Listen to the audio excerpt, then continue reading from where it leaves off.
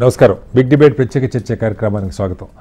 దేశ రాజధానిలో 2 రోజుల క్రితం కురిసిన 17 సెంటీమీటర్ల వర్షం 3 నిండు ప్రాణాలని, అందున దేశంలో అత్యున్నత సర్వీస్ అయినటువంటి ఐఏఎస్కి పరీక్షకి ప్రిపేర్ అవుతున్న విద్యార్థులు వాళ్ళ కోచింగ్ సెంటర్ సెల్లార్లోనే సజీవ సమాధయ్యారు. ఒక్కసారిగా వరద నీరు పోటెత్తి రావడంతో బయటకు వచ్చే సమయం కూడా లేక 3 నవ యువతులు ప్రాణాలు కోల్పోయారు. అయితే ఇది కేవలం ఢిల్లీకే పరిమితమా? నిజంగా ఢిల్లీలో రావుస్ ఐఏఎస్ కోచింగ్ సెంటర్లో ఏం జరిగింది? ఎందుకు ఆ సంస్థ స్టోర్ రూమ్ కానీ పార్కింగ్ కానీ చెప్పినటువంటి సెల్లార్లో లైబ్రరీ రన్ చేస్తుంది? దేశంలో మహానగరాల్లో వాతావరణ మార్పుల కారణంగా దాదాపు ఈ మాత్రం వర్షాలు ఖచ్చితంగా వచ్చి తీరుతాయని చెప్పి చాలామంది నిపుణులు చెప్తా ఉన్నారు. క్లైమాటిక్ చేంజెస్ వల్ల ఒక 15-20 సెంటీమీటర్ల వర్షానికే ఈ రకంగా తయారైతే హైదరాబాద్ లాంటి మహానగరం, అలాగే దేశంలో అనేక ఇతర మహానగరాల్లో వాస్తవంగా మౌలిక వస్తువులు ఏ స్థాయిలో ఉన్నాయి?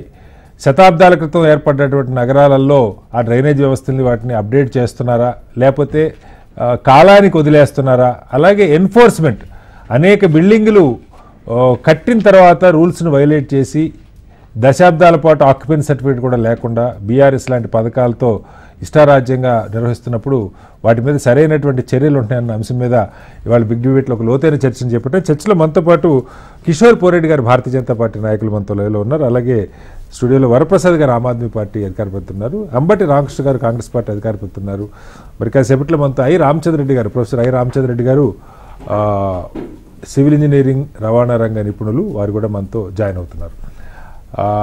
ముందుగా వరప్రసాద్ గారు నమస్కారం. నమస్తే అండి. వరప్రసాద్ గారు, నిన్న సాటర్డే జరిగిన ఇన్సిడెంట్ మనం చూసాం. 3 యంగ్స్టర్స్. అవును సార్. సరే, ఇక్కడ బ్లేమ్ గేమ్ గురించి నేను మాట్లాడలేదు. బట్ ఒక ప్రెస్టీజియస్ ఇన్స్టిట్యూట్లో బహుశా కొన్ని సంవత్సరాలుగా వాళ్ళు అఫీషియల్గా చూపించిందేమో అది సెల్లార్ అని చూపించారు, పార్కింగ్ కానీ లేదా స్టోర్ లాగా వాడుకుంటామని. బట్ దానిలో లైబ్రరీ రన్ అవుతుంది, 70 మంది పిల్లలు ఉన్నారు అందులో. అలాగే అక్కడ వచ్చిన కంప్లైంట్ ఏంటంటే ఇక్కడ డ్రైనేజ్ వ్యవస్థ బాగాలేదని వారం 10 రోజుల క్రితమే ఆ స్థానిక కార్పొరేటర్కి కంప్లైంట్ చేశాం, కానీ పట్టించుకోలేదని చెప్పి కొన్ని ఆరోపణలు వినపడతా ఉన్నాయి. ఏదేమైనా కురిసింది 17 సెంటీమీటర్ల వర్షం. అసలు 20-25 ఏళ్ళలో బయటికి రాలేని పరిస్థితుల్లో అంత ఫ్లడ్ వచ్చేస్తే ఎలా అంటే అక్కడే ఇంకా మహిళలు లేకపోతే గర్భవతులు చిన్నపిల్లలు ఉంటే అసలు మొత్తం 70 మందిలో ఇప్పుడు 3 చనిపోయారు. ఇంకా ప్రాణ నష్టం హెవీగా ఉండేటువంటి పరిస్థితి ఏంటి? అసలు ఇలాంటి వాటి మీద ప్రభుత్వాలు, లోకల్ గవర్నమెంట్ ఆధ్వర్యంలోనే ఉంది. లోకల్ గవర్నమెంట్కి ప్రధానంగా బాధ్యత ఎన్ఫోర్స్మెంట్కి కనీసం సంబంధించి మీకు బడ్జెట్ ఉందా లేదా నేను చెప్పట్లేదు, కానీ ఏంటి దానికి ఏం చెప్తారు? గుడ్ ఈవినింగ్ అండి. ముందుగా మీకు, రామచంద్రరెడ్డి గారికి, కిషోర్ గారికి, అంబటి రామకృష్ణ గారికి, హెచ్ఎంటీవీ వీక్షకులకి అందరికీ నమస్కారాలతో ఫస్ట్ ఈ 3 ఎవరైతే యూపీఎస్సీ ఆస్పిరెంట్స్ ఉన్నారో వాళ్ళు ఈ దుర్ఘటనలో వాళ్ళు ప్రాణాలు పోగొట్టినందుకు వాళ్ళ కుటుంబ సభ్యులకి ప్రగాఢ సంతాపం ప్రకటిస్తూ, ఇటువంటివి ఎవరు కూడా అంటే మనము ప్లానింగ్ ఇప్పుడు ఇది లాంగ్ టర్మ్ ప్లానింగ్ అండి, సిటీస్ ప్లానింగ్ అంతా కూడా. ఇదేదో బ్లేమ్ గేమ్ చేయటం అని కాదు. ఓకే, అది వాళ్ళు రేపు ఫిబ్రవరిలో మాకు ఢిల్లీలో ఎలక్షన్స్ ఉన్నాయి కాబట్టి ఆబ్వియస్లీ బీజేపీ కానీ ఎవరన్నా వాళ్ళు పొలిటిసైజ్ చేయటం ట్రై చేస్తారు. బట్ ఇది మేము Aam Aadmi party MCD take over చేసి హార్డ్లీ 15 months సార్, మీ అందరికి కూడా తెలుసు. అది కూడా అంతకుముందు 15 years నుంచి ఎంసీడీ వాజ్ విత్ ద బీజేపీలోనే ఉంది కాబట్టి. అండ్ రెండోది ఏ ఇనిషియేట్ అయితే మనం ఇప్పుడు మాట్లాడుకున్నాం, ఇది కూడా 20 సంవత్సరాల పైప్ చిలుకు ఇనిషియేట్ ఉంది, పేరెన్నిక గాంధీ. వాళ్ళు కొన్ని రూల్స్, ఆ బిల్డింగ్ సెలార్ అని అది వాళ్ళకి ఏదైతే ఆ బేస్మెంట్ వాళ్ళకి స్టోరేజ్గా ఇచ్చిన దాన్ని వాళ్ళు ఇల్లీగల్గా కన్వర్ట్ చేసుకుని అలా లైబ్రరీగా వాడుతున్నారు. అది ఖచ్చితంగా వాళ్ళ ల్యాబ్సేనండి, బిల్డింగ్ అది కోచింగ్ సెంటర్ మేనేజ్మెంట్ది. అండ్ రెండవది ఇప్పుడు ఇవన్నీ కూడా సిటీస్ ప్లానింగ్ అంతా లాంగ్ టర్మ్ ప్లానింగ్ సార్. ఇది not only Delhi, tomorrow it may happen Hyderabad. మనం చూస్తూనే ఉన్నాం హైదరాబాద్లో ఈ వర్షాకాలం ఈ వాటర్ మీరు చెప్తుంది నేను కాదంటలేదు వరప్రసాద్ గారు, ఖచ్చితంగా ఇది మేజర్ ఇష్యూనే. కానీ నేను అంటున్నది ఎన్ఫోర్స్మెంట్కి సంబంధించి. ఇప్పుడు ఒక బిల్డింగ్ అందులో పబ్లిక్ ఉండేవి, ఇప్పుడు ఒక కోచింగ్ సెంటర్ లేదా ఒక సినిమా హాల్, ఒక మాల్, 1000 మంది అక్కడ పిల్లలు వాళ్ళు వస్తూ ఉంటారు. ఏదో స్టోర్ లాగా వాడుకుంటారు, ఇవి కాదు. ఈ లెక్కలో చాలా వస్తాయి, మాల్స్ వస్తాయి, ఇవన్నీ సినిమా హాళ్ళు వస్తాయి, ఇలాంటివన్నీ వస్తాయి. ఎక్కువ మంది పబ్లిక్ ఉండే ప్రాంతంలో అంటే అసలు కనీసం సరే మీరు ముందు నుంచి ఏం చేశారని పక్క పెడితే కంప్లైంట్ ఇచ్చాక కూడా 12 రోజులు గడిచింది, పట్టించుకోలేదు. ఎందుకంటే జూన్ నెలాఖరులో ఇంతకంటే పెద్దవాన్ వచ్చింది, 28 సెంటీమీటర్ల వర్షపాతం వచ్చింది. ఆ డ్రైనేజీలు క్లియర్ చేయట్లేదని చెప్పి ఒక కంప్లైంట్ ఇచ్చినట్టుగా అక్కడ ఎంపీ బీజేపీ ఎంపీనే ఆయన సీరియస్గానే ఎలిగేషన్ చేస్తూ ఉన్నారు. బట్ ఏం చెప్తారు? అంటే ఇవి పొలిటికల్ ఎలిగేషన్స్ పక్కన పెట్టి మనం ప్రాక్టికల్గా ఆలోచిద్దామండి. ఇవి ఏవి కూడాను ఇవాళ ఆప్ టేక్ ఓవర్ చేసిన తర్వాత పెండింగ్లో ఉన్నటువంటి డ్రైన్స్ క్లీనేజ్ కానీ ఈ ప్రీ మాన్సూన్ ఇన్స్పెక్షన్ కానీ ఇవన్నీ ఆల్ ఆఫ్ సడన్ వచ్చినవి ఏం కాదండి. ఇది over a period of years together ఆ నిర్లక్ష్యం కానీ అది ఏదైనా ఆ మున్సిపల్ కార్పొరేషన్ ఎంప్లాయీస్లో ఇది ఒక ఆమ్ ఆద్మీ పార్టీ కౌన్సిలరో ఎమ్మెల్యేనో లేకపోతే మేయరో వెళ్ళి చూసే విషయం కాదు అది. ఇఫ్ యూ థింక్ అది ఆ ప్రీ మాన్సూన్ ఇన్స్పెక్షన్ చేసేసి ఆ డ్రైన్స్ కనుక క్లియర్ చేస్తుంటే ఇటువంటి ప్రమాదం జరిగి ఉండేది కాదు. అంటే ఇప్పుడు మనం ప్రమాదం జరిగిన తర్వాత ఇవన్నీ మనం మాట్లాడుకుంటున్నాం కానీ ఇది ఒక్క రోజులోనో జరిగిపోయింది కాదండి. ఈ నిర్లక్ష్యం అనేది మనకి వ్యవస్థలో వేళ్ళుడుకుపోయి ఉన్నది. దాన్ని మనం ప్రతి రాజకీయ పార్టీలు ఇటువంటి సందర్భంలో దీన్ని రాజకీయం చేయకుండా మనం ఇటువంటిది జరగకుండా భవిష్యత్తులో మనం అటువంటి ప్రణాళిక మనం మాట్లాడుకుంటే బాగుంటుంది. కిషోర్ గారు, ఇక్కడ ఇదే వేరే నగరం అయితే మనం ఖచ్చితంగా 200% అక్కడ ఎవరైతే రూలింగ్లో ఉన్నారో ఆ రాష్ట్ర ప్రభుత్వం కానీ స్థానిక ప్రభుత్వం కానీ వాళ్ళని క్వశ్చన్ చేస్తాం. ఢిల్లీకి వచ్చేసరికి ఏది ఎవరి చేతిలో ఉందో ఎవరికి తెలియనటువంటి పరిస్థితి.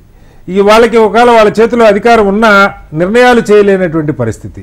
చాలా గందరగోళంగా అక్కడ భూమి మీద హక్కు ఉండదు, లేకపోతే ల్యాండ్ ఆర్డర్ మీద రైట్ ఉండదు, ఏ బిల్లు కావాలన్నా ఎల్జీ దగ్గరికి పోవాలి, ఇవన్నీ మనం వింటా ఉన్నాం. బట్ ఇవాళ ఈ ఇన్సిడెంట్ గురించి ముందు మనం మాట్లాడుకుందాం. తర్వాత ఓవరాల్గా అసలు ప్రభుత్వాలు, రాష్ట్ర ప్రభుత్వాలు కానీ జాతీయ స్థాయిలో ప్రభుత్వాలు కానీ ఇలాంటి అంశాల మీద దృష్టి పెట్టబోతున్నాయి. ఎందుకంటే ఇది ఒక పెద్ద అలార్మింగ్ ఇష్యూ కాబోతా ఉంది. ఢిల్లీ ఇన్సిడెంట్ వరకు ఏం చెప్తారు కిషోర్ గారు? హలో కిషోర్ గారు. ముందుగా మీకు చెప్పండి. అట్లాగే ఇప్పుడే మాట్లాడిన వరస్ ప్రసాద్ గారికి, అంబటి రామకృష్ణ గారికి అండ్ రామచంద్రారెడ్డి గారికి, మన హెచ్ఎంటీవీ ప్రేక్షకులందరికీ నమస్కారం. ఓకే, ముందుగా ముగ్గురు యువతి యువకులు ఎవరైతే చనిపోయారో సివిల్ సర్వీసెస్ ఆస్పిరెంట్స్, అందులో ఒకరు మన తెలంగాణలో పనిచేస్తున్నారు. వాళ్ళ ఫాదర్ తెలంగాణకు సంబంధించిన వారు మంచిర్యాల, వాళ్ళ వారి ముగ్గురు కుటుంబ సభ్యులకి బంధుమిత్రులందరికీ నా ప్రగాఢ సానుభూతి అండి ముందుగా. దాని తర్వాత ఇక విషయానికి వస్తే మీరు అన్నట్లుగా 2-3 విషయాలు ఉన్నాయి. ఇప్పుడు ఈ కోచింగ్ ఇన్స్టిట్యూట్కే ఫైర్ సేఫ్టీ సర్టిఫికేట్ ఇచ్చింది ఈ నెలలోనేనండి, జూలైలోనే, జూలై 9వ తారీఖు అనుకుంటా. అయితే ఆ సర్టిఫికేట్ ఇప్పుడే నేను చదువుతున్నాను కూడా. అందులో కొన్ని ప్రికాషన్స్ కూడా పెట్టారు. స్టెప్స్ మీద ఎవరు ఏమి స్టోర్ చేయొద్దు, ఎందుకంటే ఏదైనా ఫైర్ అయినప్పుడు పారిపోవడానికి ఉండాలి. ప్లస్ అందులోటి ఆ స్టెప్స్ మీదే ఫైర్ అందుకుంది అనుకోండి, ఇక ఎటు పోవడానికి ఇలాంటి ప్రికాషన్స్ చెప్తూ మొన్న 9వ తారీఖు అంటే ఒక 20 రోజుల క్రితమే సర్టిఫికేట్ ఇచ్చారు. అందులో ఇన్స్పెక్ట్ కూడా చేశారని చెప్పారు. సో గ్రౌండ్ ఫ్లోర్ 1, 2, 3 ఫ్లోర్స్ అన్నారు. కింద బేస్మెంట్ ఉన్నదైతే ఇన్స్పెక్షన్కి వెళ్ళినప్పుడు క్లియర్ గా కనపడుతుంది.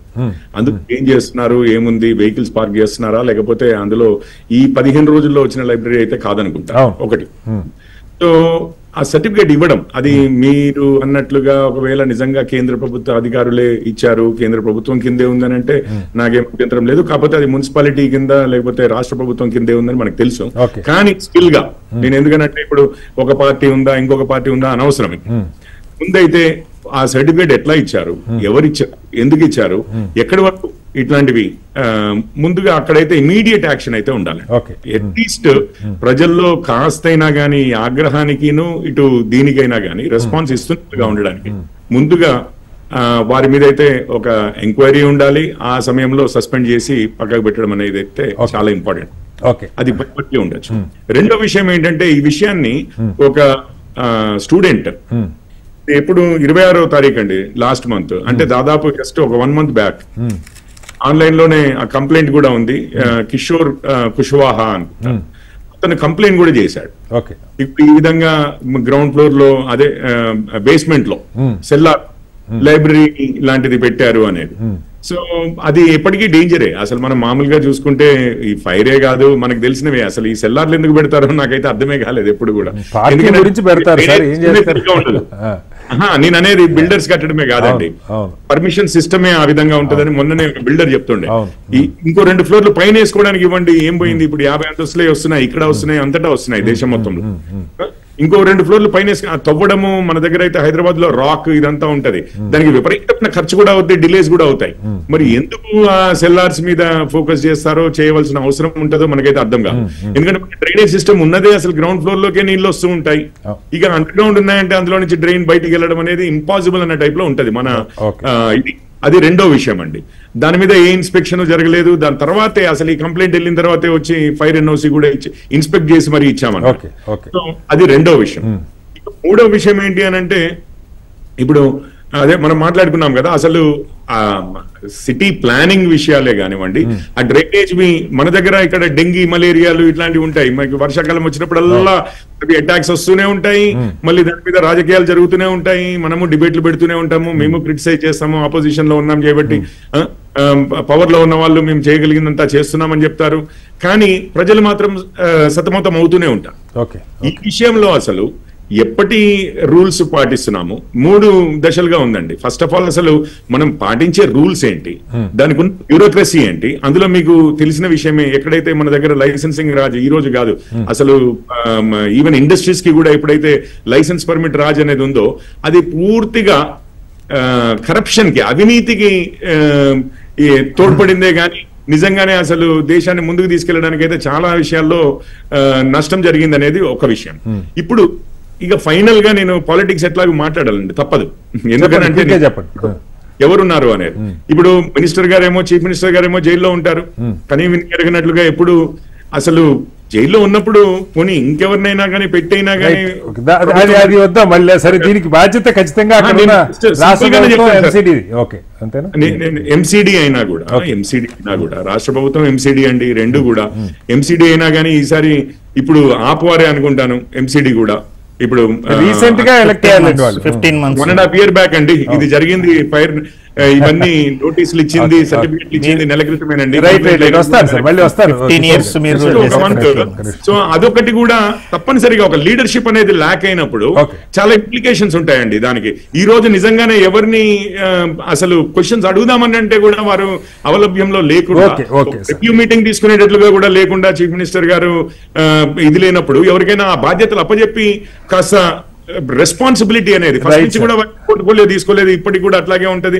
ఒక రెస్పాన్సిబుల్ పర్సన్ అనేది లేకుండా, హెడ్ ఆఫ్ ది అడ్మినిస్ట్రేషన్ అనేది లేకుండా అయిపోయిందండి. అది కొంచెం అన్యాయంగా.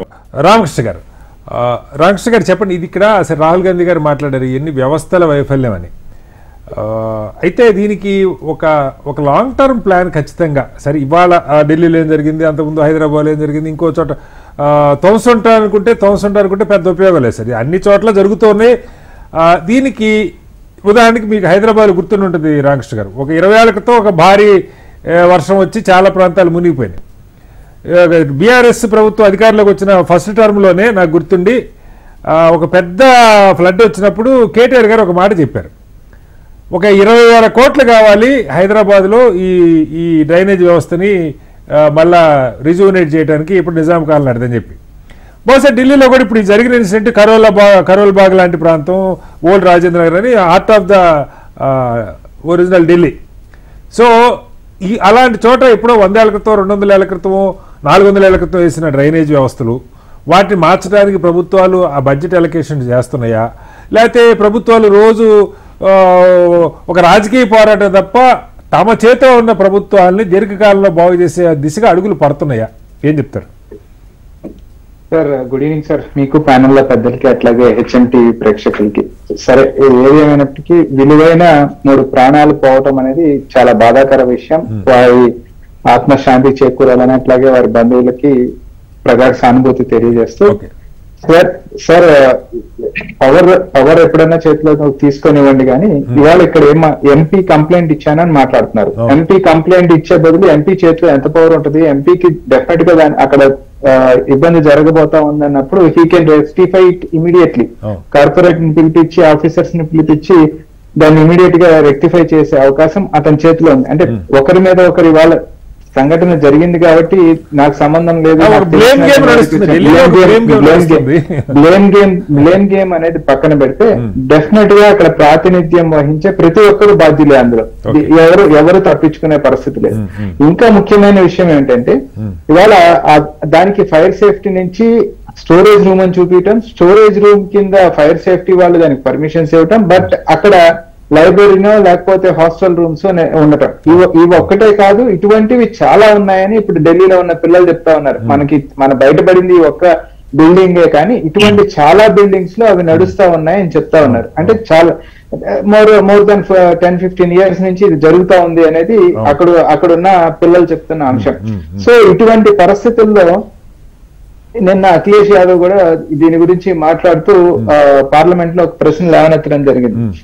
చిన్న డీవియేషన్ ఉన్నా కూడా బుల్డోజర్లు నడిచే ఉత్తరప్రదేశ్ లో హార్ట్ ఆఫ్ ద సిటీ ఢిల్లీలో సమస్త యంత్రాంగం, దేశానికి సంబంధించిన సమస్త యంత్రాంగం అక్కడ ఉండే పరిస్థితుల్లో దీనిపైన ఎందుకు నిఘా పెట్టలేకపోయాము, ఇటువంటి దుర్ఘటన ఎందుకు జరగాల్సి వచ్చింది, దీన్ని ఏ రకంగా సరిదిద్దే ప్రయత్నం చేస్తా ఉన్నారు అని క్వశ్చన్ చేయడం జరిగింది.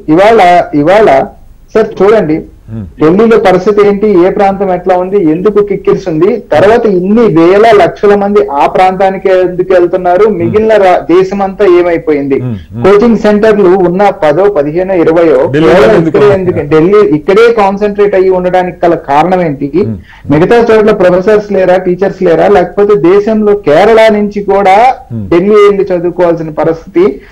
మనం కానీ తీసుకుంటే తమిళనాడు, కేరళ యాక్చువల్ గా కొంచెం జంక్ ఉంటుంది సార్, హిందీకి చాలా దూరంగా ఉండే పరిస్థితి.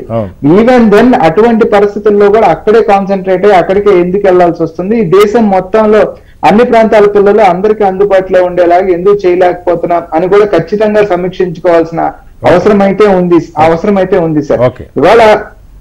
ఇవాళ విస్తారా లాంటి ప్రాజెక్టులకి మనం 20,000 కోట్లు 30,000 కోట్లు పెట్టి విస్తారా లాంటి ప్రాజెక్టులు కట్టే పరిస్థితుల్లో అటు నుంచి కొన్ని కిలోమీటర్ల దూరంలో ఇవాళ చిన్న ఫ్లడ్ వస్తే కొట్టుకుపోయి ప్రజలు చనిపోయే పరిస్థితిలో ఉంటే ఎంత బాధాకరం, అధికార యంత్రాంగం ఎంత నిర్లక్ష్యంగా ఉంది అనేది కూడా మనం అర్థం చేసుకోవాల్సిన పరిస్థితి.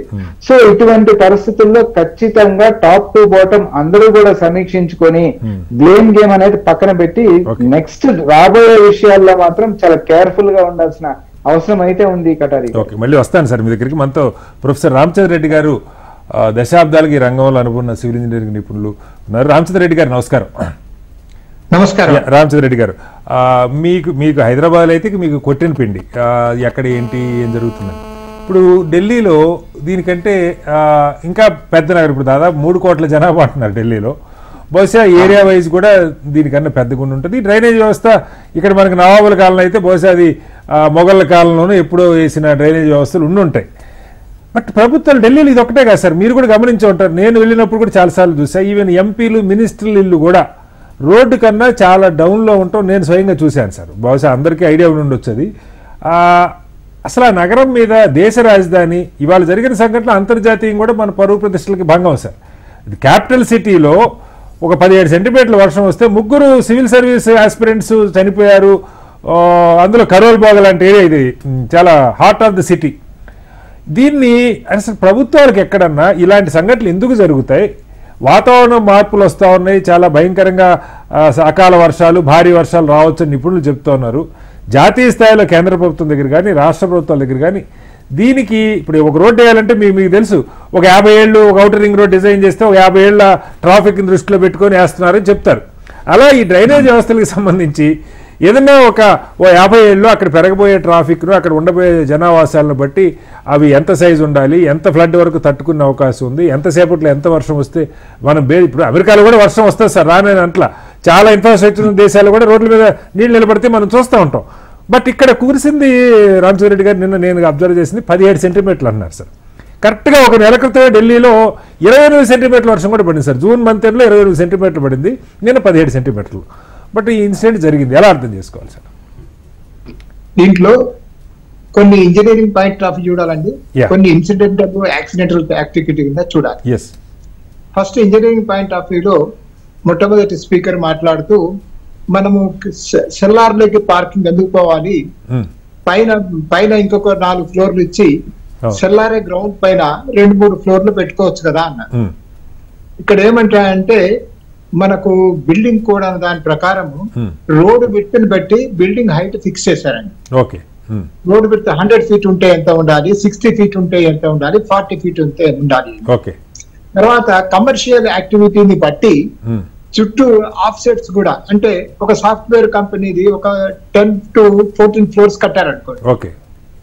దాన్ని ఫైర్ యాక్సిడెంట్ అయినప్పుడు ఫైర్ ఇంజన్ తిరగాలి కాబట్టి not less than 16 to 20 feet చుట్టూ సైడ్ 4 వైపులా తిరగడానికి సరిపోయేంత ఓపెన్ స్పేస్ ఇది వదిలినప్పుడు ల్యాండ్ లార్డ్కు లాస్ అవుతుంది కాబట్టి కొన్ని హైట్ రిస్ట్రిక్షన్స్ ప్రకారం ఇంకొక 2 ఫ్లోర్లు ఎక్కువ ఇస్తారు. కానీ నంబర్ ఆఫ్ పార్కింగ్ ఏరియాస్ కావాలంటే వీటికి సెల్లార్ తవ్వుతున్నారు. ఎక్కడైనా అండి రెసిడెన్షియల్ బిల్డింగ్ లో ఒక లెవెల్ ఆఫ్ సెల్లార్ ఉంటే ప్రాబ్లం తక్కువ ఉంటుంది. కానీ మీ కమర్షియల్ కొద్ది సెకండ్ ఫ్లోర్, మీరు జీవికే మాల్ చూడండి, లెవెల్ 1, లెవెల్ 2, లెవెల్ 3 అని B3 వరకు ఉన్నాయి. కొన్ని చోట్ల ఇప్పుడు కొత్త కట్టే వాటిలో B4 కూడా ఇస్తున్నారు. అంటే 40-45 అడుగులు లోతు భూమి లోపలికి వెళ్తున్నారు. ఇక్కడ ఇంజనీరింగ్ ప్రాబ్లం ఏంటంటే 40 అడుగులు సరిగ్గా బోర్వెల్ లాగా వాటర్ వస్తుంది వర్షాకాలంలో. అందుకని ఏం చేయాలంటే సిమెంట్ కాంక్రీటింగ్ చేస్తారు. మన రూఫ్ కి ఎలా వేస్తామో అట్లా 4 walls are constructed with concreting ball. ఒక్క చిట్ట నీరు లోపలికి రాదు, లోపల ఉంటే ఇక బయటికి పోదు. ఇప్పుడు వర్షాకాలంలో వర్షం వచ్చినప్పుడు డ్రైన్ ఎంత ఉన్నది అన్న దాని ప్రకారమే మనం ఇంజనీరింగ్ లో drainage diameter of the pipe decide చేస్తాం. కానీ పైప్ డిజైన్ చేసినప్పుడు మీరు 20 ఏళ్ల కిందట నేనే డిజైన్ చేసినప్పుడు 3 అంతస్తులు హైదరాబాద్ లో కామన్ బిల్డింగ్స్ అని అనుకున్నాం. ఇప్పుడు కొత్తగా అబిడ్స్ ల్యాండ్ సెంటర్ లో 60 అంతస్తులు ఇచ్చారు. మీకు తెలుసో తెలియదు మరి. చాలా చోట్ల ఇచ్చారు సార్, 40-50 హైదరాబాద్ ఎప్పుడు లేదు. కోకాపేటలో ఇవ్వటం వేరే అండి, అబిడ్స్ లో ఇవ్వటం. అబిడ్స్ లో ఇస్తే 60 అంతస్తులు తగిన పార్కింగ్ కావాలంటే ఆయన తప్పకుండా 4 కాదు కదా 5 ఫ్లోర్ల డెప్త్ లోపలికి పోవాలంటే 50 feet డెప్త్ పార్కింగ్ పోవాలి. 50 feet లో డెప్త్ పోయినప్పుడు రోడ్లోకి వచ్చేటప్పుడు రోడ్డు మీద ఏం చేస్తున్నాం మనం 6 inches to 8 inches maximum height of the foot path international standard ప్రకారం. అంత మాత్రమే దానికి ఎగ్జిట్ కు మనం అడ్డం పెట్టగలం. క్లౌడ్ బర్స్టింగ్ మొన్న అయినట్టుగా అయ్యి 15 centimeters to 20 centimeters రైన్ అంటే కాన్సన్ట్రేటెడ్ ప్లేస్ లో పడింది అనుకో. ఇక్కడ మనం ఎంత క్రేజీగా ఉన్నామంటే టైర్లకు కూడా బురద కావద్దని చెప్పి ప్రతి ఇంటికి ఇప్పుడు మీరు ఎక్కడైనా చూడండి ఇది కాంక్రీటింగ్ కానీ లేకపోతే టైల్స్ వేస్తున్నాం. సో ఒక చుక్క నీరు రూఫ్ మీద పడ్డది కానీ కాంపౌండ్ లో పడ్డది కానీ రోడ్డు మీద పడ్డది కానీ భూమిలోకి పోయే ప్రశ్నే లేదు, పారిపోవాలి. అంటే రన్ ఆఫ్ ద్వారా పోవాలి. అది పోయేటప్పుడు మొన్న పంజగుట్టలో చూసాము, ఒక last year 3.5 feet water Panjagutta main centre లో ఆగిపోయింది. అంత వాటర్ ఆగితే that will be like flooding anything into the second level of parking కానీ థర్డ్ లెవెల్ ఆఫ్ పార్కింగ్. ఆ పక్కన ఉన్న బిల్డింగ్స్ లోకి వెళ్ళిపోతాయి నీరు పల్లమెరుగానే వెళ్ళిపోతుంటాయి, ఆగవు కదా. నేను చెప్పేది ఒక కాంప్లెక్స్ లోనే ఇప్పుడు జీవిక మాల్లోకి అంత నీరు ఎంటర్ అయింది అనుకోండి. అంతే. గ్రౌండ్ ఫ్లోర్ లో ఉన్న వాళ్ళందరూ మహా ఎక్కితే కారు రూఫ్ మీదకి ఎక్కుతారు, కానీ దాంట్లో నీళ్లు ఎక్కువ వస్తే వాళ్ళు బయటకు రాలేరు, ఈత కొట్టారు. లేడీస్ పిల్లలు ఉంటే వాళ్ళు లోపల చచ్చిపోవాల్సిందే. There is no other go. దీనికి టెక్నికల్ సొల్యూషన్ ఏంటంటే అసలు పార్కింగ్ లో వెహికల్స్ పెట్టడానికి పర్మిషన్ ఉంది, కానీ క్లాస్ రూములు కానీ లైవ్లీ యాక్టివిటీ ఉండొద్దు. మన హైదరాబాద్ లో మీరు చాలా చోట్ల అమీర్పేట కానీ ఎక్కడ పోయినా టైలరింగ్ షాపులు, చిన్న చిన్న వెజిటబుల్ మార్కెట్లు అన్ని సెల్లర్ లోనే పెట్టారు. ఎందుకంటే cost of paying rent on footpath to the municipality are somebody else is very high. పెట్టినప్పుడు బాగున్నారు, కానీ మనుషులు ఇలా చనిపోయినప్పుడు మీరు అనొచ్చు అందరూ ఇంజనీర్లు బ్లేమ్ చేస్తారు, ఇలాంటివి ఎందుకు పర్మిషన్ ఇచ్చారు అని. పర్మిషన్ కరెక్ట్ గా ఉంది, కానీ implementation of law is not correct. Exactly. ఇప్పుడు జీవిక మాల్లో కింద కూడా ఏసీ చేసేసి పైన పెట్టినట్టుగానే కింద ఒక పబ్ పెడతాను, ఒక సినిమా హాల్ కడతానంటే కట్టవచ్చు, దాంట్లో తప్పేం లేదు. ఇప్పుడు మీరు 3rd floor లో 4th floor లో ఎన్నో స్క్రీన్స్ ఉన్నాయి, వాటి అన్ని ఫుల్లీ ఎయిర్ కండిషన్డ్, మీకు ఏ కొత్త గాలి రాక్కర్లేదు. అట్లా సెల్లార్ లో కూడా పెట్టుకోవచ్చు. కానీ మనుషులు చనిపోతారు అన్నది వెరీ ఇంపార్టెంట్, అది పర్మిషన్ ఇవ్వకూడదు. ఇప్పుడు ఒక వక్త మన ముందు చెప్పారు కొన్ని గవర్నమెంట్లు పర్మిషన్స్ ఇస్తున్నాయి అని. పర్మిషన్ ఇచ్చింది కొంత కావచ్చు, కానీ వీళ్ళు వైలేట్ చేసేది ఎక్కువ ఉంటది. తర్వాత ఇది ఎవరికి తెలియదా అని ఇప్పుడు ఒక వ్యక్తి అన్నారు, అందరికి తెలుసండి. దాంట్లో బోర్డు పెట్టుంది అక్కడ ట్రైనింగ్ సెంటర్ అని. తర్వాత అక్కడ 60-70 మంది బస్సుల్లో కానీ ఆటోల్లో కానీ టాక్సీల్లో కానీ దిగుతున్నారు, పార్కింగ్ చేస్తున్నారు. అక్కడ ఉన్న పోలీసుకు తెలుసు, నైబర్ తెలుసు, అందరికీ everybody knows sir, everybody knows. మరి తెలిసినప్పుడు అలా జరగకుండా ఉండాలని ఎలా కోరుకుంటామండి? ఇప్పుడు మనం చూసాం ఎన్నో స్టాంపైడ్ జరుగుతున్నాయి టెంపుల్స్ దగ్గర, లేకపోతే ఏదైనా పెద్ద స్పీచెస్ జరిగినప్పుడు చనిపోతున్నారు. అలా అని అవి జరగకుండా ఉండడానికి పర్మిషన్ ఇవ్వలేము. ఇచ్చిన వాళ్ళు ప్రాపర్ గా ఎందుకు సార్ మీరు అన్నట్టు రామచంద్ర గారు, ఇప్పుడు మనకి హైదరాబాద్ సెంట్రల్ ఉంది, పంజాగుట్ట చౌరస్తాలని మీరు చెప్పిన దగ్గరే నాకు గుర్తుండి ఒక 10-15 నెలల క్రితం దానికి ఫైర్ సేఫ్టీ వాళ్ళు పర్మిషన్ ఇవ్వాల. అంత పెద్ద బిల్డింగ్ మాల్స్ అయితే కేబినెట్ ఒక ఇది పెట్టి అప్రూవల్ ఇచ్చారు. ఫైర్ సేఫ్టీ వాళ్ళు నో అంటే కేబినెట్ అప్రూవల్. ఈ ప్రభుత్వాలు కూడా తప్పు చేస్తున్నాయి, ఇంప్లిమెంటేషన్ అసలే లేదు సార్. ఇది సమస్య రామచంద్ర రెడ్డి గారు.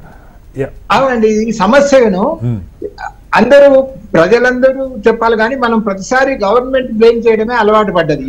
ఇది రిస్క్ అని తెలిసినప్పుడు ఎంతమంది మానేస్తున్నారు అక్కడ పోవడానికి? ఓకే, ఇది ఇంపార్టెంట్. ఇది ఎన్నిసార్లు నేను ప్రతిసారి ఆలోచిస్తున్నాను. ఏదైనా తప్పు జరిగింది అనుకోండి, హాస్పిటల్లో డాక్టర్లను కొట్టారు అన్న వెంటనే డాక్టర్ నిర్లక్ష్యం. ఇంతవరకు ఇండియాలో కానీ ప్రపంచంలో ఎక్కడైనా పేపర్లో ఒక పేషెంట్ నెగ్లిజెంట్ అని విన్నారా? ఓకే, రైట్, మీరు చెప్పే పాయింట్ కూడా కరెక్ట్ సార్, కాదంటలేదు. తర్వాత ఇంత పెద్దది మీరు ఇక్కడ ఇంజనీరింగ్ కాలేజీలో నేను చాలా వాటిని విజిట్ కూడా చేశాను యాజ్ అ ప్రిన్సిపల్ గా. ఏదో గెస్ట్ గా పిలిచినప్పుడు వాళ్ళు కూడా సెల్లార్లలో ఎక్స్ట్రా క్లాసులు పెట్టుకుంటున్నారు. ఎందుకంటే ఏఐసిటి సడన్ గా పర్మిషన్ 6 క్లాసులకు 7 క్లాసులు ఇచ్చేసి మీరు టెంపరీ అకామిడేషన్ లో అయినా రన్ చేసుకోండి అని అన్నారు. అన్ని కాలేజీలకు ఓపెన్ స్పేస్ ఉండదు కాబట్టి సెల్లార్లలో కూడా క్లాసులు రన్ చేసుకుంటున్నారు. ఇప్పుడు కంప్యూటర్ ల్యాబ్ రన్ చేయాలంటే ఏసీ ఉంటే చాలు కాబట్టి సెకండ్ లెవెల్ సెల్లార్ లో పెట్టుకున్నా కూడా కంప్యూటర్ నడుస్తుంది. కానీ అక్కడ ఉన్న 30 మంది ఆ టీచర్లు చచ్చిపోతే ఎలాగో అంటే దానికి జవాబు ఎవరు చెప్పలేదు. కాబట్టి ఇది జరిగినందుకు అందరం చింతిస్తున్నామని సార్ చెప్పినట్టుగా. కానీ ఒకటి ఏంటంటే ఇది జరగకుండా ఉండాలంటే తర్వాత ఇంకొకరు కూడా అన్నారు, కాలేజీలన్నీ ఒక చోటే ఎందుకు ఉంటాయి? మీరు ఇప్పుడు మెహదీపట్నం దాటిన తర్వాత దాదాపు 30 ఇంజనీరింగ్ కాలేజీలు ఉన్నాయి. ఈవినింగ్ 3:30 నుంచి 6:30 వరకు 100 ఇంజనీరింగ్ కాలేజీ బస్సులు వస్తున్నాయి. ఒకటే చోట ఎందుకు వస్తాయి అంటే, మీరు ఇప్పుడు హైదరాబాద్ లో చూడండి, డైమండ్ మార్కెట్ ఉంటది పంజాగుట్ట దగ్గర, డైమండ్ షాపులు అన్ని ఒక చోటే ఉంటాయి. తర్వాత సాఫ్ట్వేర్ షాప్ కంపెనీలు అన్ని ఒక చోట ఉంటాయి. ఎందుకు పెడతామంటే ఇంజనీరింగ్ పాయింట్ ఆఫ్ వ్యూ లో వాళ్ళకి కావాల్సిన ఫెసిలిటీస్ ఆర్ డిఫరెంట్. అలాంటివే ప్రొవైడ్ చేయాలి, లేకపోతే కాదు. ఇప్పుడు మేము చీప్ మార్కెట్ ఇక్కడ నుంచి మోదంరాయ్ మార్కెట్ నుంచి షిఫ్ట్ చేసి విజయవాడ రోడ్ లో పెట్టాం మనం. అది నేనే డిజైన్ చేశాను. ఎందుకు చేశామంటే అక్కడికి వచ్చే రిక్వైర్మెంట్ వేరే. హోల్సేల్ మార్కెట్ ఊరి బయట ఉండాలి, అంతకు ముందు ఊరి బయట ఉంది, కానీ అది మోదంరాయ్ మార్కెట్ సెంటర్ అయిపోయింది. ఇప్పుడు అక్కడ ఏదైనా ఇవాళ దాని ప్రకారం ఇంకొక 50 ఏళ్ల వరకు మనం 50 ఏళ్ల తర్వాత దాన్ని ఒక కమర్షియల్ కాంప్లెక్స్ ఇస్తే అది దానికి డిజైన్ కాదు. ఇంకొక డ్రైనేజ్ వ్యవస్థ మీరు అన్నారు, నేను చెప్తాను దాని గురించి మళ్ళీ వస్తాను. రామచంద్ర గారు సెకండ్ రౌండ్ లో మొత్తం డీటెయిల్ గా మీరే దాని గురించి వివరణ ఇవ్వాలి. మళ్ళీ వస్తాను మీ దగ్గరికి. వరప్రసాద్ గారు మాట్లాడి వరప్రసాద్ గారు, మీరు అధికారులు ఉన్నారు కాబట్టి జరిగిందని కూడా కాదు, కానీ ఇప్పుడు మిగతా పార్టీలకి ఆమ్ ఆద్మీ పార్టీకి ఒక తేడా ఉందని మీరు చెప్పుకుంటారు.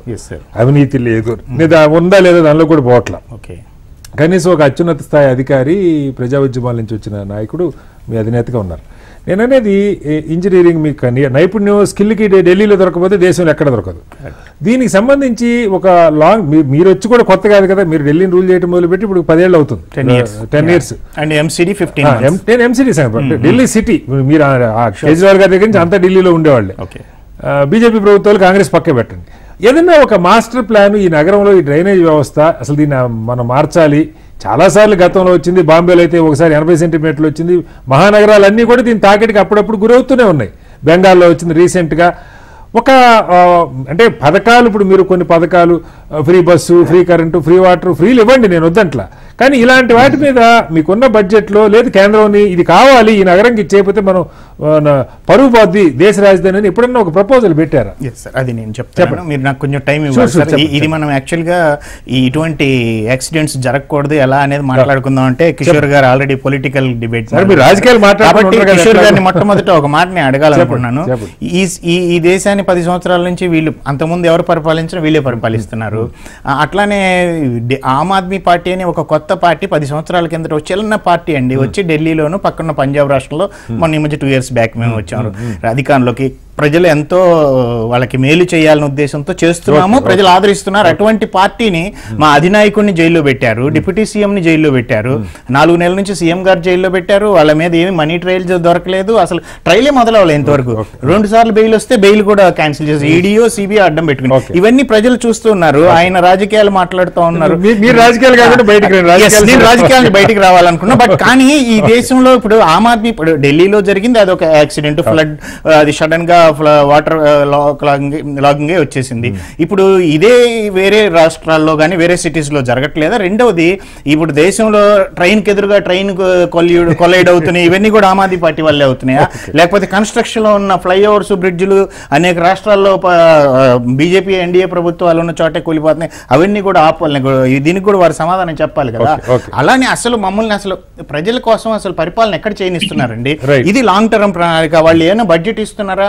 మమ్మల్ని అసలు ఊపిరాడకుండా చేసి ఈ పార్టీని ఆదిలోనే చేద్దామనే ప్రయోగాలు వీళ్ళు చేస్తున్నారు. కానీ అసలు ఆమ్ ఆద్మీ పార్టీకి అవకాశం ఎక్కడ ఇస్తున్నారు? మా అధినాయకుడిని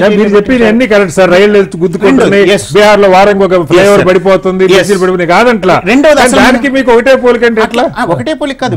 ఎవరైనా కూడా మేము ఓవర్ నైట్ ఇప్పుడు మనం అనుకునే మున్సిపల్ కార్పొరేషన్ ఆఫ్ ఢిల్లీ 15 సంవత్సరాలు వీళ్ళే పరిపాలించారండి, భారతీయ జనతా పార్టీ. మేము 15 నెలలు జస్ట్.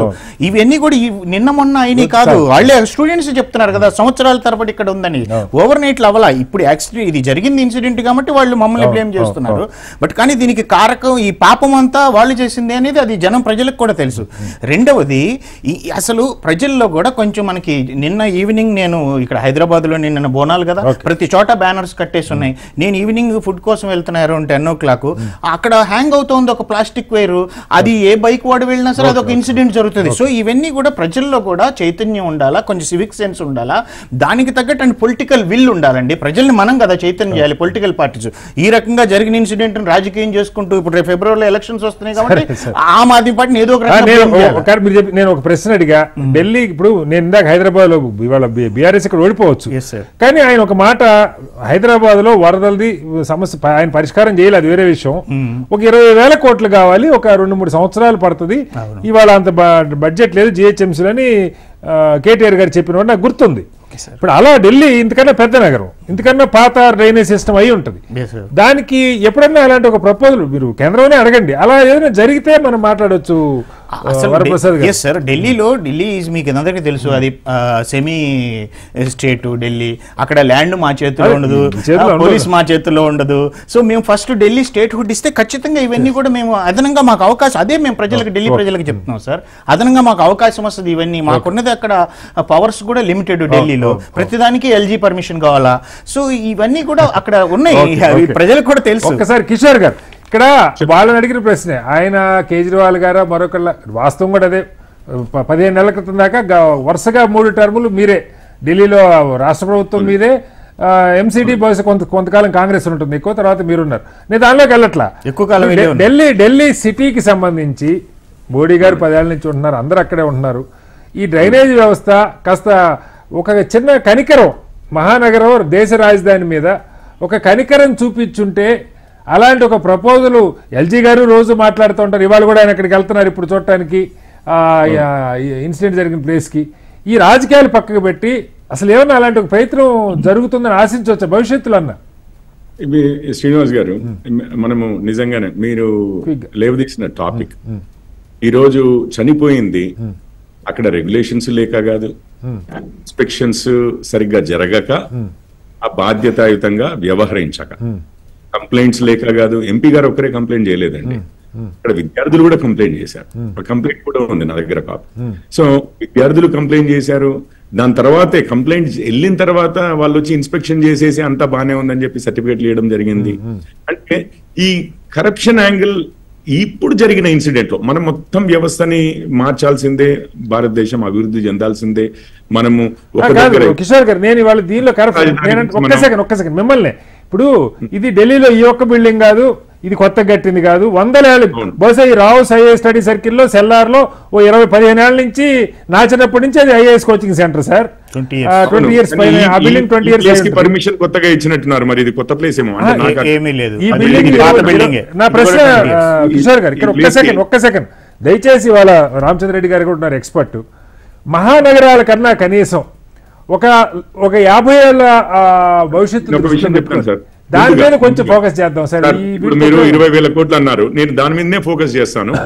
వారు కొంచెం అన్నారు చేయబట్టి నేను అంటున్నాను. ఈ రోజు బాధ్యుల్ని ఎవరు అని అంటే కూడా మనకు బాధ్యతాయుతంగా ఉండడం అనేది, కొన్ని మోరల్ స్టాండర్డ్స్ అనేది మెయింటైన్ చేయడం అనేది, మనం ఎప్పుడైనా కానీ అపవాదులు వేయచ్చు, అవతలలో ఇరకాటంలో పెట్టారు, మాకేం చేయనీయలేదు, ఇదంతా మాట్లాడొచ్చు. కానీ బట్ ఒక మోరల్ స్టాండర్డ్స్ మనం మెయింటైన్ చేస్తే ఇంకా అవతల వాళ్ళు అట్లీస్ట్ ప్రజలైతే గమనిస్తారు, అది అవుతుంది కదా, అది మెయింటైన్ చేసి ఉంటే బాగుండేది అన్నాను ఇంతకుముందు నేను. అయిపోయింది. రెండోది, ఇప్పుడు 20,000 కోట్లు, 30,000 కోట్లు, 50,000 కోట్లే కావచ్చు అండి నిజంగానే ఢిల్లీ. అట్లాగే మన మహానగరాలు, హైదరాబాద్ ఉంది, ఇంకా కట్టవలసినవి ఉన్నాయి, అమరావతి లాంటివి, ఇవన్నిటికి కూడా వాటికి సహాయం కావాల్సిందే, నేను కాదనట్లేదు. అండ్ ఇంజనీరింగ్ ది కూడా కావాల్సిందే, ఒక స్టాండర్డ్ డిజైన్. అంటే మీరు గతంలో వీటికి ఏదో స్మార్ట్ సిటీలు అని కాదు సార్, స్మార్ట్ సిటీలు రకరకాల పేర్లు పెట్టి. నేను ఒక విషయం చెప్తాను. ఇప్పుడు మనమే అన్నాము, ఇప్పుడు ఇది వీరు రామచంద్రారెడ్డి గారు ఒక మాట చెప్పారు, ఇప్పుడు రోడ్డు వెడల్పు ఉన్న దాన్ని బట్టి ఎంత ఎత్తు పోవచ్చు అని చెప్పి. అంటే ఎందుకన్నారు, ఎంత ఎత్తు ఉంటే అంత ట్రాఫిక్ ఉంటది అక్కడ, అంతమంది నివసిస్తారు కాబట్టి, అన్ని వెహికల్స్ ఉంటాయి కాబట్టి రోడ్డు వెడల్పుని బట్టి చేస్తారు. కానీ ఇప్పుడు పైన 3 ఫ్లోర్లు వేసి కింద 3 ఫ్లోర్లు వేస్తే అది 6 ఫ్లోర్లు అయింది కదా, అదైతే వాస్తవమే కదా. ఇప్పుడైతే మనకు ఉన్నది మొత్తం సిటీ మొత్తంలో జరుగుతుంది కదా, అదే 6 ఫ్లోర్లని రేషనలైజ్ చేసేసి పైనే, భూమి పైనే మీరు కింద వేసుకుంటారా పైన వేసుకుంటారా, టోటల్ ఫ్లోర్స్ ని కౌంట్ చేస్తామని. అట్లాగా సార్, దానికి మళ్ళీ fire engine height, fire engine 18 metres కంటే పోతే చాలా ఉన్నాయి సార్. రామచంద్ర రెడ్డి గారు చెప్తారు. అందుకే నేను అంటున్నాను సార్, ఇప్పుడు మీరు కిందికి సెల్లార్ లో అయితే వారే చెప్పారు రెడ్డి గారు, ఏది ఇక పార్కింగ్ కోసం పోయినామంటే పార్కింగ్ వెహికల్స్ ఏ ఉండాలి అంటే వెహికల్స్ వాటికంతా అవే పైకి రావు కదా సార్. మీరు ఎప్పుడు ఏ మాల్ యొక్క దీంట్లో పోయినా కానీ కింద ఒక 100 మంది అయితే కనిపిస్తూనే ఉంటారు. అక్కడ కౌంటర్ ఉంటది, 100 మంది ఉంటారు. అది కనిపించినప్పుడు ఒకవేళ వెహికల్స్ కి ఇంకా సరిపోను కన్నా ఎక్కువ స్పేస్ ఉందంటే మీరు అన్నట్టుగా అన్ని షాపులు కూడా అందులోనే పెట్టేస్తారు. ఇది వాస్తవం జరుగుతున్నప్పుడు ఆ వాస్తవాన్ని మనం తీసుకుని కన్సిడరేషన్, ఎట్లాగూ జరుగుతున్న దాన్ని ఎనీవే అట్లీస్ట్ 6 ఫ్లోర్ల పర్మిషన్ అన్న ఇచ్చేసి. ఇదొక పాయింట్ మీరు చెప్పింది, దాని మీద మళ్ళీ మాట్లాడదాం. మిగతా విషయాలు అంటే రేషనలైజేషన్ అండి. First thing is rationalization of things. చాలా ఈజీగా ఇప్పుడు మిగిలినవన్నీ సిస్టమ్ నే మార్చే విధంగా కాకుండా common sensical approach to things ఏదైతే ఉందో ఆ మాత్రమన్నా ముందు అయితే అక్కడ ఎందుకు అడ్డం వస్తుంది అని అంటే, మీకు ఎప్పుడైనా కానీ స్పెషల్ ప్రివిలేజెస్ ఉంటాయి, మీరు చూసి చూడకుండా ఉండడం కోసం అని చెప్పి కూడా చాలా వాల్యుబుల్ అండి. అది ఒక ఆఫీసరే గానీ, ఒక పాలిటీషియనే గానీ, ఇంకెవరైనా కానీ వ్యవస్థలో ఉన్నవారు చూసి చూడకుండా ఉండడం కోసం కూడా చాలా ఖరీదవుతుంది. అదే ఇది మన వ్యవస్థలోనే ఉంది. చూసి చూడకుండా బహుశా ప్రపంచంలో ఎక్కడ ఉండదు, ఇండియాలో తప్పితే. చూసి చూడకుండా ఉండటం పదం మన దగ్గర ఉంటుంది అంటున్నాను సార్. అది ఎంత కాస్ట్లీయో మీకు తెలుసు కదా. ఏ ఇన్స్పెక్షన్ అయినా కానీ మన దగ్గర చూసి చూడకుండా ఉండడం అంటే విపరీతమైన డిస్క్రిప్షన్ ఒకటి ఉంటది. అది బిల్ట్ ఇన్. మళ్ళీ ఎవరు చేశారు ఇవన్నీ, ఆ డిస్క్రిప్షన్ కి రూల్స్ వారే చేస్తారు. ఇది నా ప్రశ్న ఏంటంటే కిషోర్ గారు, మనం మాట్లాడుతున్నా, మీరు కేంద్రంలో రకరకాల ఇన్సెంటివ్స్ కూడా పెట్టారు, స్మార్ట్ సిటీలని, ఇంకేదో రకరకాల పేర్లు ఉన్నాయి. ఇవి మరి చూస్తున్నారా? ఇవే కొత్తగా వచ్చినాయి కదా, వరకు ఇవాళ కాబట్టి నలుగురికి ఇస్తున్నారా? ఒక్క విషయం చెప్తాను. ఫస్ట్ ఆఫ్ ఆల్ ఈ రోజు ఆప్ ఉందన్నారు, మీరే అన్నారు. అంతకుముందు మేము ఉన్నామన్నారు ఎంసీడీలో, రైట్? అంతకుముందు 3గా విభజించి ఉండేది, నార్త్, సౌత్, ఈస్ట్ మున్సిపల్ కార్పొరేషన్లు. ఇప్పుడు యూనిఫై చేశారు, మళ్ళీ ఒకటైంది. అంతకుముందు మేమే ఉన్నామన్నారు. మేమే ఉన్నప్పుడైతే ఇదేదో వివక్ష అని కాదు కదా. కేంద్రం పైసలు ఓన్లీ బీజేపీ ఉన్నంతసేపే ఇచ్చింది, ఆప్ ఉన్నప్పుడు ఇవ్వలేదు అనేది అయితే మీరు అన్నట్టు కన్స్ట్రక్షన్ అయిపోయింది కదా. సో డబ్బులు ఉన్నదాన్ని బట్టి, బడ్జెట్ లో ఉన్నదాన్ని బట్టి, కాకపోతే మనం మొత్తం కూడా ఇక ఉన్నదంతా అసలు పూర్తిగా మార్చేసి ఒక 30,000 కోట్లు ఖర్చు అయితేనే ఇట్లాంటి సమస్యలు రాకుండా ఉంటాయి అన్న ప్రిమైస్ తో ఏదైతే మొదలు పెట్టామో అది నేను రాంగ్ అంటున్నా. Incremental changes that we can do sir. Finally at the end of the day money విపరీతంగా పెట్టి పూర్తిగా ఢిల్లీ ఇక అది 10 సంవత్సరాలు పడుతుంది, ఎందుకంటే ఉన్న రోడ్ల కిందే ఉంటది డ్రైన్స్, అవన్నీ తొక్కి మళ్ళీ వేసి ఇదంతా అనేది అవుతుంది. కానీ ఇంత లోపల అయితే ప్రాణాలు పోతూ ఉండలేవు కదా. మీరు చెప్పేది కరెక్ట్. ఈ ఎంక్రోచ్మెంట్స్ మళ్ళీ వస్తాను సార్. ఒకసారి రామకృష్ణ గారు, ఎంక్రోచ్మెంట్స్ కానివ్వండి, ఆ డ్రైన్స్ క్లీనింగ్ అప్ కానివ్వండి, మస్కిటోస్ కానివ్వండి, దేశం పాప పంకిలం లాగా ఉంది. ముఖ్యంగా మహానగరాల్లో ఏ నగరం అన్నా తీసుకోండి, నేను ఛాలెంజ్ చేస్తున్నాను. నేనే ఒక్క నిమిషం సార్, నేనే హైకోర్టులో దీని మీద కేసు వేశాను 18 ఏళ్ల క్రితం. తెలంగాణ ఉమ్మడి రాష్ట్రం ఉన్నప్పుడు హైకోర్టు ఒక జడ్జిమెంట్ ఇచ్చింది, మొత్తం సెల్లార్లలో పార్కింగ్లు తీసేయండి అని, సెల్లార్లో షాపులు తీసేయండి, ఓన్లీ ఎక్స్క్లూజివ్ పార్కింగ్ అని. ఈ రోజు దాకా ఏ ప్రభుత్వం ఒక్క అంగుళం కూడా దాన్ని అమలు చేయాల. కోర్టు జడ్జిమెంట్ ఉంది, మీరు కావాలంటే వెరిఫై చేసుకోండి. ఉమ్మడి రాష్ట్రం ఉన్నప్పుడు ఇచ్చిన జడ్జిమెంట్ ఈ 20 ఏళ్ళు అవుతుంది. ఎవరు అడగాలి? రామకృష్ణ గారు, ఇక్కడ ఒక పాయింట్ అంటే ఇప్పుడు మనం దేశంలో వికసిత భారత్ లేకపోతే 2047కి ఒక థర్డ్ బిగ్గెస్ట్ ఎకానమీ ఇవన్నీ మాట్లాడుకుంటా ఉన్నాం. నిన్న ఎవరో చెప్తా ఉన్నారు, ఇప్పుడు అమెరికాలో మీకు వీధి కుక్క అన్నది కనపడదు. ఒక ఎగ్జాంపుల్ చెప్తా ఉన్నా, వర్షాలు వస్తాయి రావు నేను అట్లా, లేకపోతే రోడ్డు మీద ఇంత చెత్తగా అయితే కనపడదు. ఇది ప్రపంచంలో ఉన్న నామ్స్.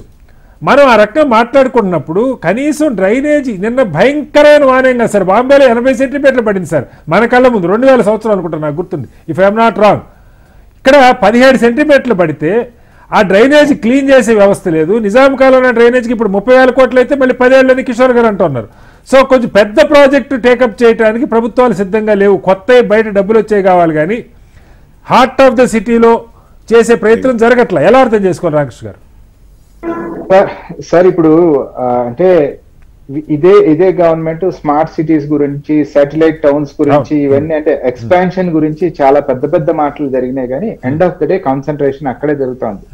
రామచంద్రారెడ్డి గారు నేను ఇందాక మాట్లాడింది ఒక చోట ఎందుకు వస్తున్నాయి అనేది నేనేమంటున్నా అంటే, ఎస్ డెఫినెట్ గా ఒక సిటీలో కాలేజీలో ఒక చోట, ఒక సిటీలో బంగారు వ్యాపారం ఒక చోట, అట్లా డెఫినెట్ గా ఉండొచ్చు. కానీ దేశానికి మొత్తానికి సంబంధించి ఒక చోట కాన్సన్ట్రేట్ అవుతున్నప్పుడు దాని గురించి కొంచెం ఆలోచన చేయవలసిన అవసరం ఉంది అనేది నేను చెప్పదలిచిన పాయింట్ ఇందాక.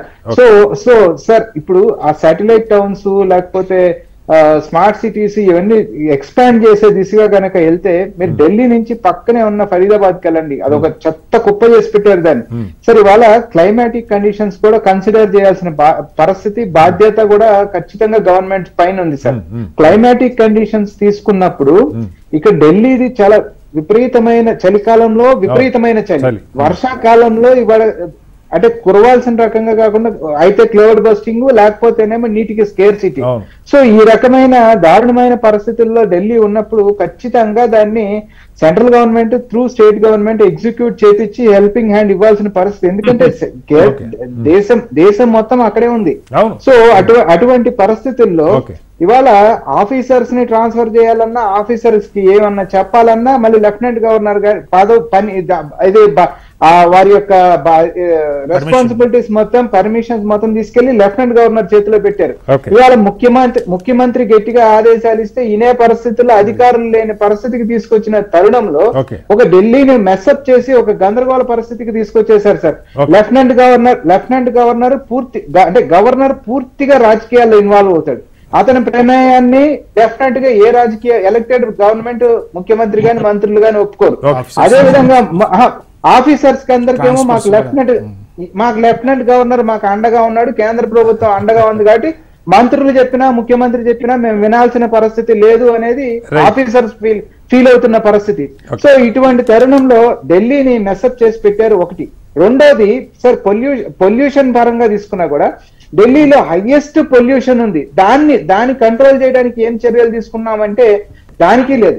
సరే, వాతావరణ మార్పులు ఈ పరిస్థితులు ఏమంటే సాక్షాత్ ప్రధానమంత్రి గారే చెప్పారు, వాతావరణ మార్పులు అనేది ఏమీ ఉండదు, మన వయసు పెరిగే కొద్దీ మనకి చలి పెరిగినట్టు అనిపిస్తుంది, మనకి ఎండ పెరిగినట్టు అనిపిస్తుంది, నెత్తి మీద 4 చినుకులు ఎక్కువ పడ్డట్టు అనిపిస్తుంది, కాబట్టి వాతావరణ మార్పులు అనేది కూడా ఏమీ ఉండదని ఇండియా ప్యారిస్ అకార్డ్ ప్రకారం గోల్స్ ని ప్రపంచంలో ఫస్ట్ దేశం అండి.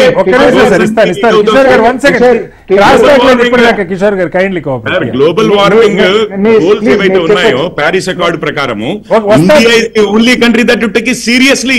వస్తాను సార్, దానికి వస్తాను. డిబేట్ అవుతున్నాం సార్. చేసాము, మీరు కట్టుకథలాగా చెప్తున్నారు. One second. మరి అన్యాయం అండి. రామకృష్ణ గారు, మరీ అన్యాయము. కిషోర్ గారు కైండ్లీ కోఆపరేట్. రామకృష్ణ గారు కంప్లీట్. ప్రధానమంత్రి గారు స్వయంగా చెప్పింది కావాలంటే కిషోర్ గారికి నేను ఇస్తాను, కిషోర్ గారికి ఇస్తాను. సార్ ఇంకొక విషయం, ఎక్కడో మీరు అమెరికాని కోట్ చేశారు కానీ మనం అమెరికా దాకా పోవడం అవసరం లేదు. మైసూర్ లాంటి ఒక సిటీని తీసుకుందాం సార్. అది కూడా అంటే రాజుల కాలంలోనేనండి.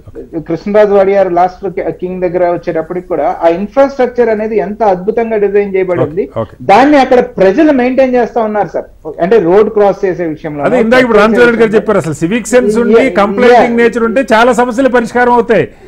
సో ఆ సివిక్ సెన్స్ ను కూడా మళ్ళీ ఆ ప్రజలకి తెలియజేయాల్సింది, ప్రజలకి అర్థమయ్యేట్టు చెప్పాల్సిన బాధ్యత కూడా మళ్ళీ ప్రభుత్వాల పైనే ఉంటుంది. అక్కడ మైసూర్ మున్సిపల్ కార్పొరేషన్ చాలా చాలా ఎక్స్టెన్సివ్ గా, అంటే బీజేపీ పవర్ లో ఉందా, కాంగ్రెస్ పవర్ లో ఉందా, ఇది పక్కన పెడదాం కానీ వాళ్ళలో ఆ సివిక్ సెన్స్ అనేది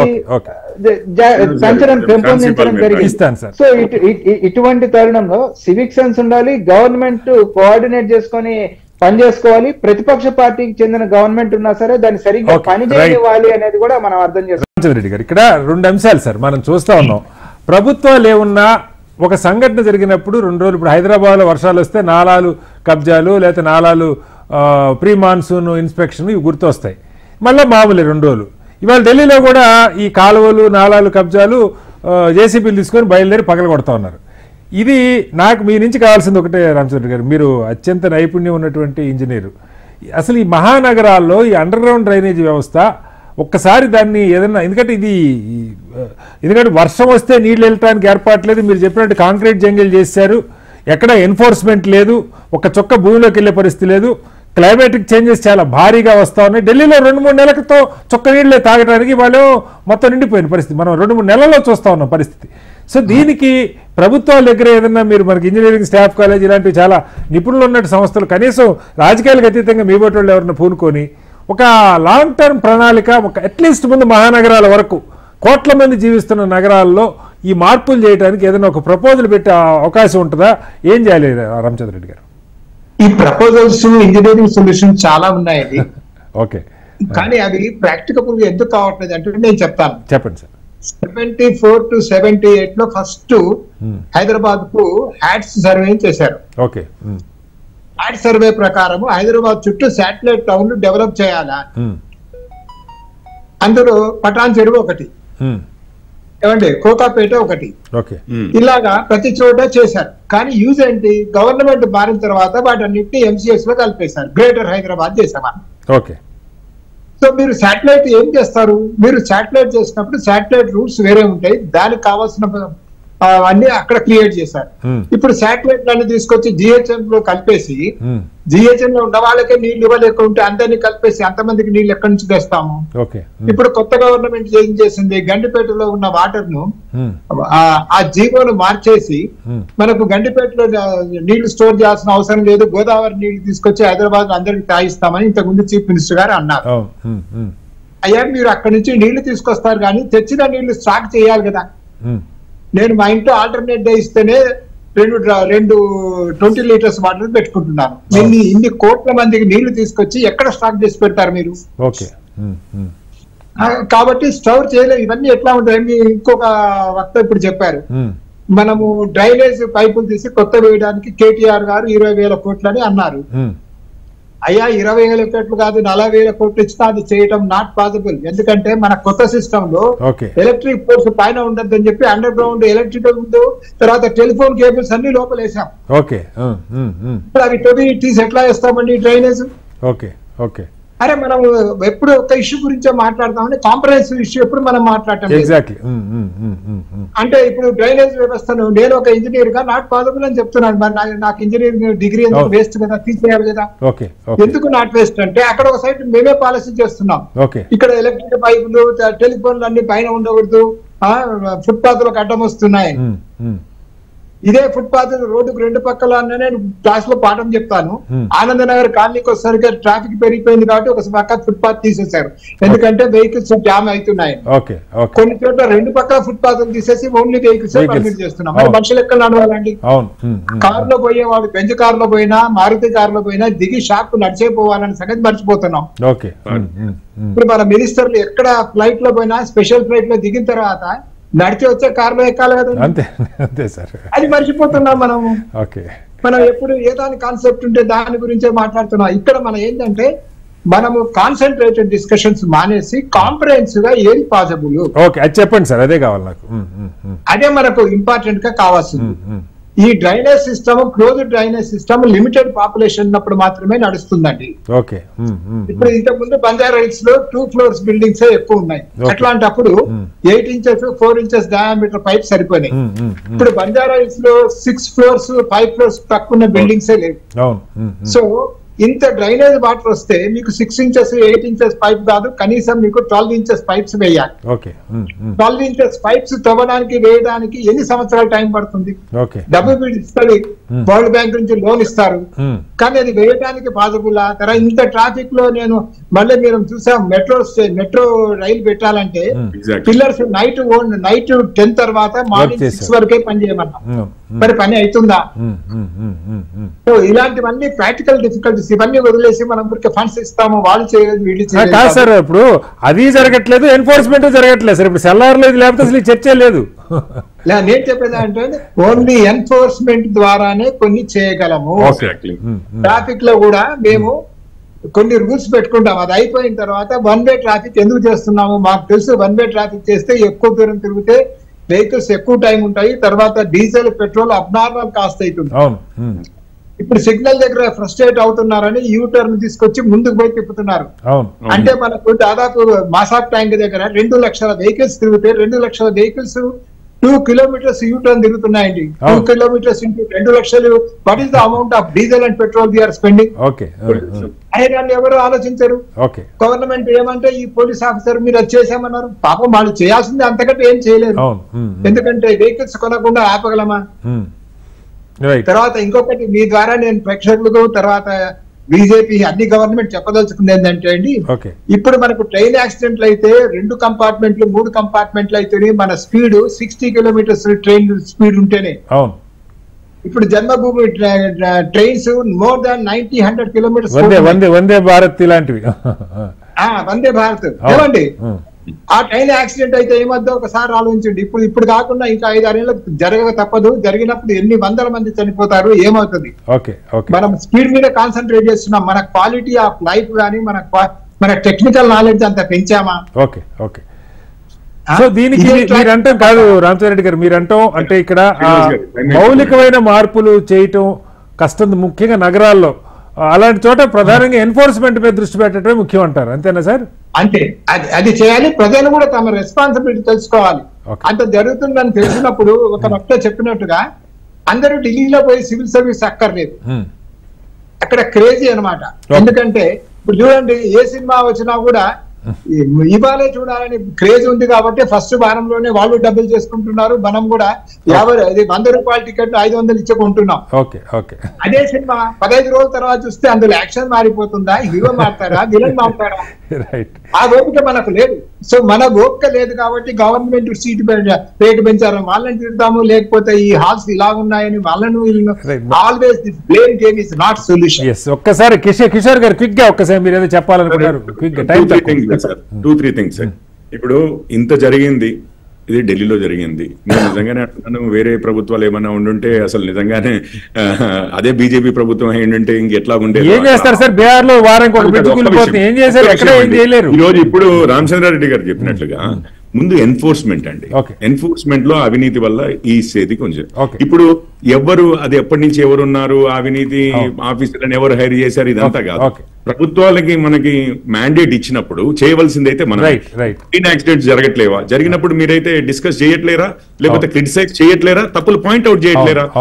ఎట్లా ఉంది అని అంటే ఆపవారు వచ్చి మాట్లాడడం, మాది వదిలిపెట్టేసేయండి మిగిలిన తప్పులు అంటే అది కొంచెం నేను ఇంకా చాలా తక్కువగా అసలు ఎందుకు పొలిటిసైజ్ చేయడం, ఎందుకంటే ఇది ఇంట్రెస్టింగ్ టాపిక్ ఇష్యూ, కొంచెం సొసైటీకి పనికొచ్చేది, నిపుణులు కూడా ఉన్నారు, మాట్లాడితే బాగుంటది అని చెప్పి. ఇంకా వారైతే ఒక కథలాగా చెప్పారు, ఏదో ఏజ్ తో పాటు చలి అనిపిస్తుంది ఇది అనిపిస్తుంది అని కాదు. రామకృష్ణ గారు అన్నారు, మోడీ గారు మరి అలా అన్నారు లేదు. ఎన్వైరన్మెంట్ లో మీకు ఒక విషయం చెప్తాను, ఈ రోజు ఈసారి బడ్జెట్ లో కూడా ఈ ఎన్వైరన్మెంట్ లో వస్తున్న మార్పులకు తగ్గట్టుగా వంగడాలు కావాలి, ఇంకా రీసెర్చ్ కావాలి అని చెప్పి ఎలకేట్ చేస్తుంటే అసలు ప్యారిస్ అకార్డ్ ప్రకారం మనమే ఫస్ట్ ఫైనల్ గా ఒక్క విషయం, ఆ మౌలిక మార్పులు అన్నారు, రామచంద్రారెడ్డి గారు కూడా పాయింట్అవుట్ చేశారు, అదంతా కొన్ని సుసాధ్యమయ్యేవి, కొన్ని అసాధ్యమయ్యేవి. ఇప్పటికి పెరుగుతున్న సిటీ అయినా గానీ, చుట్టైనా గానీ కాస్త లాజికల్ గా ఎక్స్పాండ్ చేయనిస్తే ఒకటి బెటర్. రైట్ సార్, టైం అయిపోయింది కిషోర్ గారు, మన్నించాలి.